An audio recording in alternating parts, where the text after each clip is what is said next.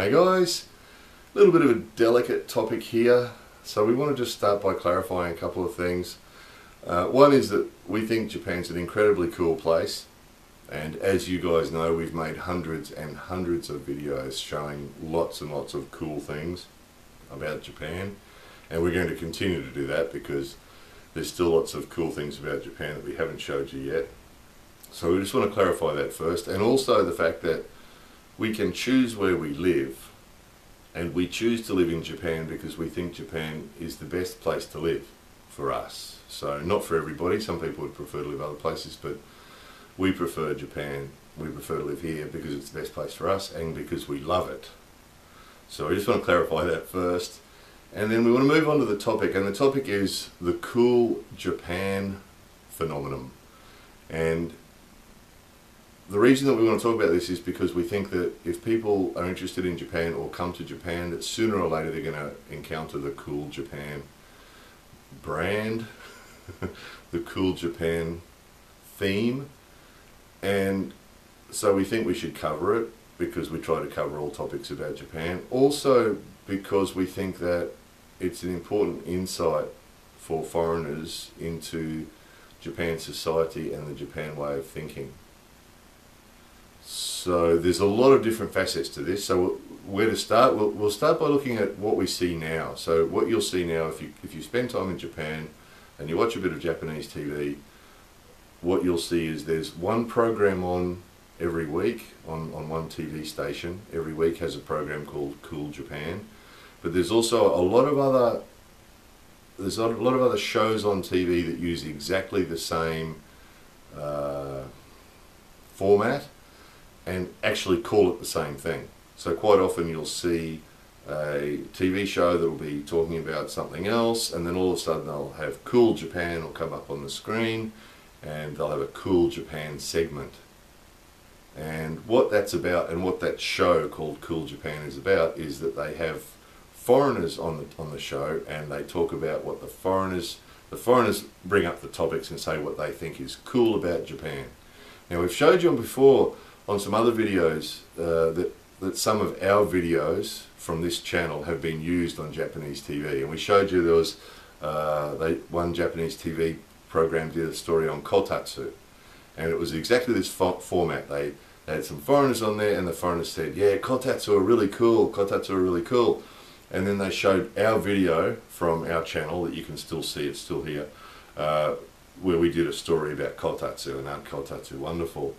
And then all the Japanese people in the audience, of the TV audience, and all the Japanese people on the, in the studio, the talent, the sort of the famous people sitting there listening to the foreigners, and the foreigners are saying, wow, aren't kotatsu cool? And then they showed our video saying, aren't kotatsu cool? And then all the Japanese people were like, oh, isn't that great? Isn't that great? The foreigners think our kotatsu is cool. And that's the cool Japan concept. So sometimes they do it a little bit differently. They'll interview foreigners on the street. So a place like Tokyo or somewhere where there's lots of foreigners, they'll just stop a foreigner on the street and say, excuse me, what do you think's cool about Japan? Usually they ask them in Japanese. Occasionally someone asks them in English, but usually they ask them in Japanese, what do you think's cool about Japan? And the foreigner will say, oh, I think this is cool, or that's cool, and then they'll do a story on it. They'll say yes. So it'd be similar to if they went to Australia and said to a foreigner, what do you think's cool about Australia? And the foreigner said, I think your barbecues are cool. And then the TV program does a story on Australian barbecues and see, here's our barbecues, and the foreigners think this is cool, which wouldn't work on Australian TV. Probably wouldn't work in a lot of other countries as well. So it's really interesting. And there's a few interesting things about this, and we sort of touched on it on that video where we talked about the topic of that video, the name of that video is What Do the Foreigners Think? And that's on the how-to playlist as well. And this is going on the how-to playlist as well because it's an extension of that, and we think that understanding this concept helps people understand Japan and Japanese society a little bit better. So a few things to note here. One is that Japanese TV program, the called Cool Japan, only invites foreigners onto the program who've been in Japan for less than 12 months. which is sort of interesting. It's sort of like they're wanting to get the foreigners that still have stars in their eyes, that haven't been here very long, and perhaps are just seeing things at their face value, and that you know, there must be a reason to only invite people on. That's their rule. That's their rule. It says it on their website as well, that, you know, they invite people onto their TV show who have only been in Japan less than 12 months, which is sort of interesting. So it's sort of an extension. Now, we've talked about this in other videos before. In Japan, it's very important what other people think of us. So, you know, it could be said that in every country people are worried about what people think of them. That is true. But anybody who's lived in another country and then lived in Japan will probably feel that here it is more important. People are much more concerned about what other people think. And that if everybody else approves of what we're doing. And the Japanese TV is a fine example of that too. In most countries they show something like kotatsu, or show something, some topic, and they show it in detail, and then the viewer at home on their sofa decides whether they like it or not. Whereas on Japanese TV, what they do is they show you exactly the same style of thing, with like a documentary, but at the same time they have people, talent, so they have sort of famous people or semi-famous people in the studio reacting to it, so that we don't even need to decide how we feel about it. We can watch the people in the studio audience reacting to it, and that gives us some guideline about how we should react to it. So again, it's that very aware of what other people think. Another example of this is businesses in Japan really encourage lines and queues and looking busy. Whereas in a lot of countries, really, they try and make it look not too busy so it doesn't scare the customers away. In Japan, they like lines. And we've talked about this in other videos as well, about how if a company in Japan is really busy, that attracts more customers. And that if there's a line outside a restaurant here, it's likely to get more busy. Because when the people see the line, well, that must be worth waiting for, let's go and wait in the line as well. And you can see it not just restaurants, but you can see this in theme parks, you can see this anywhere you go where there's big groups of people. You know, if there's a festival and there's some kiosk or some little shop selling something, if there's a queue outside, before you know it, the queue gets really big. Because everybody goes, what's that? That must be good, let's go wait there. And there's a real thing in Japanese society about if other people think it's good, then it must be good, let's follow that and let's do that as well. Actually made a video called the Hive something on the how-to playlist. It's a bit of an extension of that.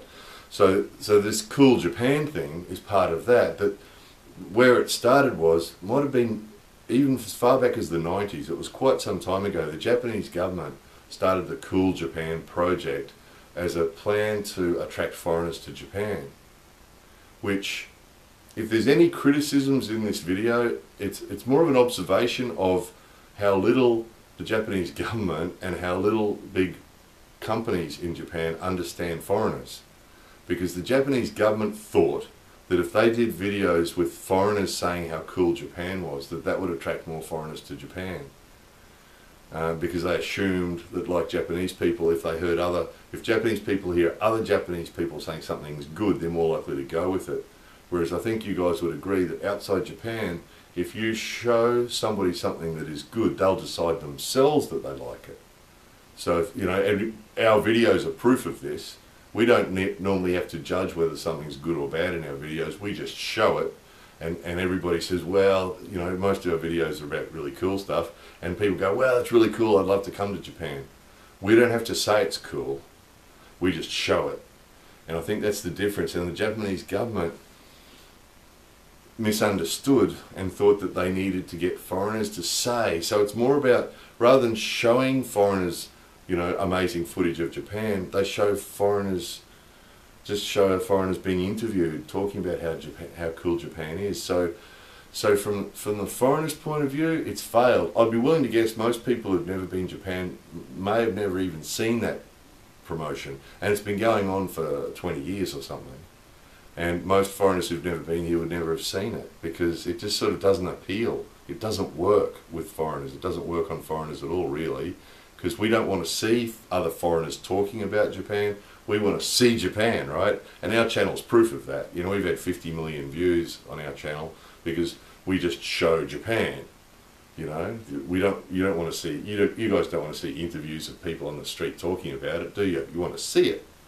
And even this, we'd prefer not to make videos sitting in a room like this, because we'd prefer to be out driving the car where you can see Japan while we're talking.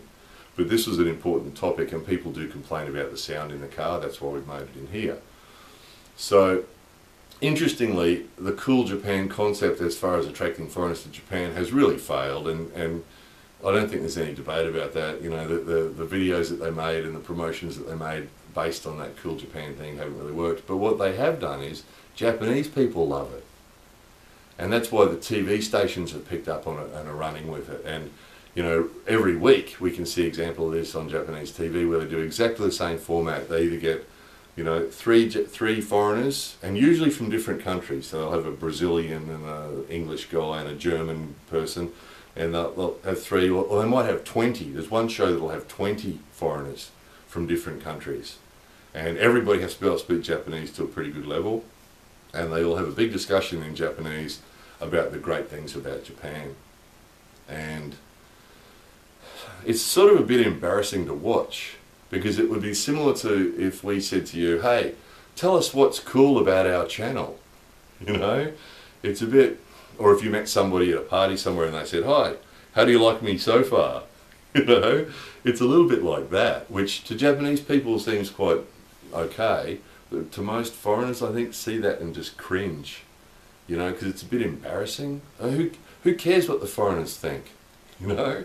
But they really do. They really do care what the foreigners think, and you know. So what's cool about Japan, you know? And so one person will say kotatsu are cool, so they show some footage of kotatsu, and then all the foreigners discuss how amazing kotatsu is. And because those guys are chosen to be on the show, so they usually word what they say very carefully. So they'll have a big group of foreigners sitting there. On the other side of the studio, they'll have a big group of sort of semi-famous Japanese people, another big panel of them sitting over here. So what you get is the foreigners get asked the question about what's popular, what they like about Japan.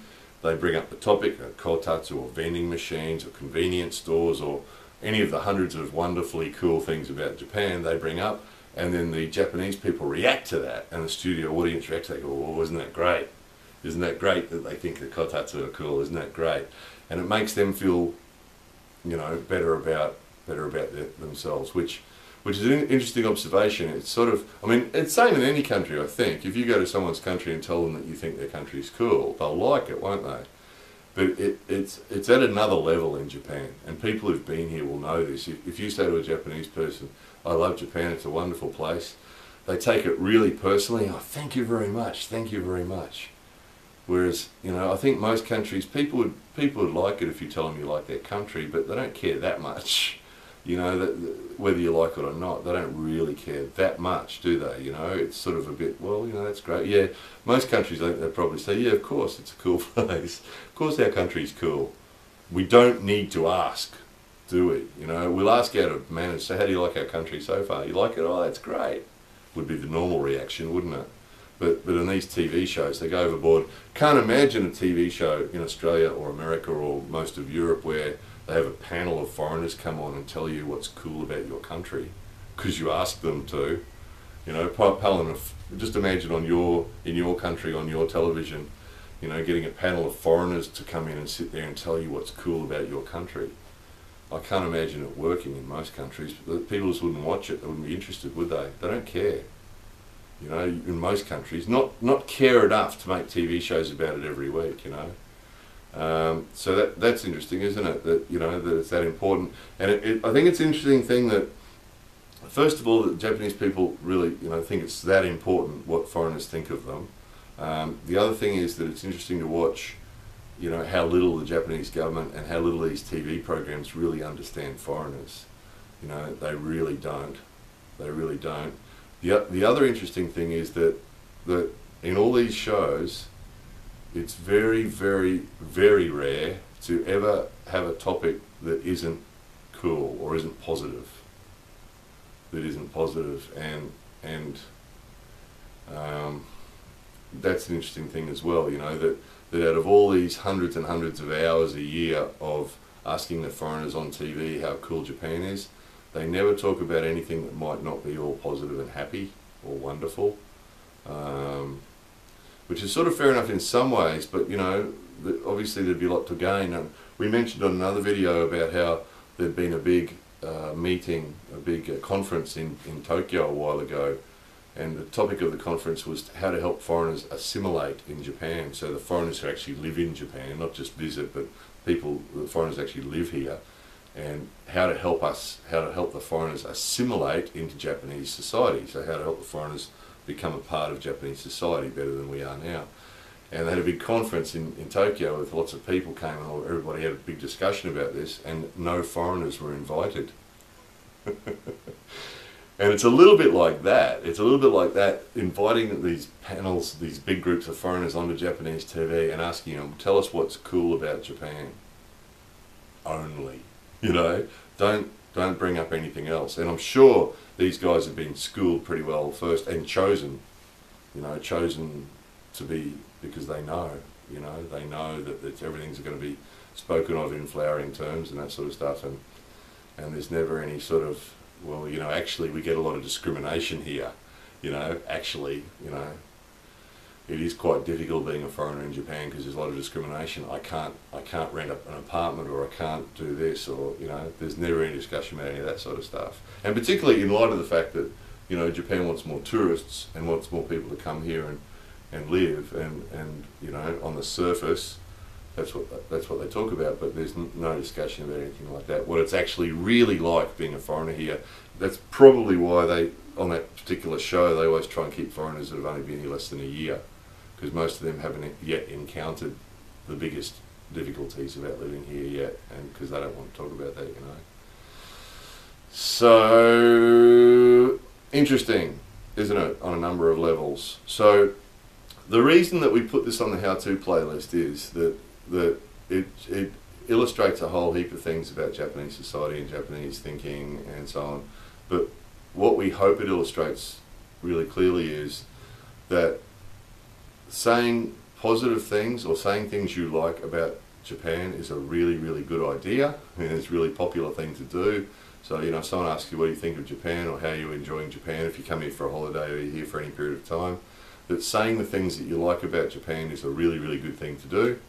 And if there is anything that you're not comfortable with here, or any problems that you do have here, it's best not to mention them. Because what this whole cool Japan concept illustrates really clearly is that that's what we want to focus on. That's what Japanese society, Japanese people want to focus on, is the cool stuff about being in Japan. And no matter how you're asked the question, or how comfortable you feel with the people that you're with, don't let that lull you into saying anything negative at all. Would be the smartest thing to do, because it's not going to achieve anything. It's only going to make people uncomfortable, because in the same way that people here take the compliments about Japan really well, they also, and really personally, they'd also take any criticism really personally as well. And it wouldn't matter how gently you tried to do it, or whether you thought the topic wasn't directly about them or anything at all. I would suggest that any negative criticism at all, even this video now, as an example of this point, is we try to show you guys everything about Japan. But now and again we touch a topic, and if it's not a positive topic or not a cool Japan topic, we get kicked about by some Japanese people, by a small percentage of Japanese people. So example was, we did a story recently on the black bus that's driven by the nationalists, that go around, you can see it for yourself, that's the anti-foreigner group that drive around in black buses. And that when we made that video, we got some abuse from a very small number of Japanese people. Now what that means is, if there's a small number of Japanese people abusing us for that video, there's also a big group of Japanese people who are unhappy with us for making the video and showing it to you. And basically what it is we know that ugly thing is over there, but we don't want to show anybody. And we were rude by showing you guys. Now, the way we see it is, we have an obligation to show you guys everything. But every time we make a video about a delicate topic like that, we get a little bit of abuse from a small number of Japanese people, and we lose some Japanese subscribers. It happens every time. And when we covered the AKB sex object thing about the young girls here being treated like sex objects, we lost a few Japanese subscribers, and we got a little bit of abuse from a small number of Japanese people. And now we don't want to offend Japanese people. In our lives, we only have Japanese people. In our personal lives in Japan, there's no foreigners in our personal lives in Japan. It's only Japanese people. So everyone around us is Japanese. We don't want to offend any Japanese people. All we're trying to do is to report and show what's in Japan. Now we know, now this is why we called this video what we called it, was because we know that Japanese people want us to only show the cool Japan stuff. Usually most Japanese people want us to only show the cool Japan stuff, but we feel we have an obligation, if we're going to be making videos about Japan, to show the whole picture. You know, and if I'm telling a Japanese person that's going to Australia about Australia, I'll tell them all the good stuff, but I'll also tell them what parts of Australia are dangerous as far as high crime and what areas not to go to. So I give them the whole picture, and this is all we're doing with this channel, is that we want to show everything we can about Japan. And if there's guys in black buses that have got a loudspeaker and they're saying foreigners go home, we don't want foreigners here, we're going to report on it. Even if it makes some people uncomfortable, we're going to cover it. And 2020, the Olympics are coming to Japan, and there's going to be the world's media are going to be here, and they're going to report on everything. So, you know, it's just what people do when they report on a particular topic. They report on all of it.